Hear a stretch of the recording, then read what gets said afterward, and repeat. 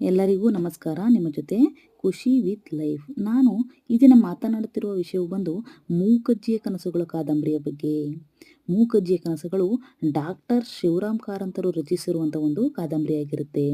ಈ ಕಾದಂಬರಿಗೆ 1977ರಲ್ಲಿ ಜ್ಞಾನಪೀಠ ಪ್ರಶಸ್ತಿಯು ಕೂಡ ಲಭಿಸಿರುತ್ತೆ. ಈ ಕಾದಂಬರಿಯಲ್ಲಿ ಏನಪ್ಪ ವಿಶೇಷತೆ ಅಂದರೆ, ಅಜ್ಜಿ ಮತ್ತು ಮೊಮ್ಮಗನ ನಡುವೆ ನಡೆಯುವಂಥ ಒಂದು ಸಂಭಾಷಣೆಯನ್ನು ಶಿವರಾಮ್ ಕಾರಂತರವರು ಒಂದು ಅದ್ಭುತವಾದ ಒಂದು ಕಥೆಯನ್ನು ಕಟ್ಟಿಕೊಟ್ಟಿರ್ತಾರೆ.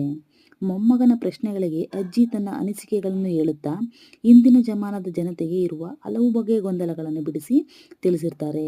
ಈ ಕಾದಂಬರಿಯಲ್ಲಿ ಬರುವಂತಹ ಒಬ್ಬ ಮೂಕಜ್ಜಿಗೆ ಆಶ್ಚರ್ಯದ ಒಂದು ಶಕ್ತಿ ಕೂಡ ಇರುತ್ತಂತೆ.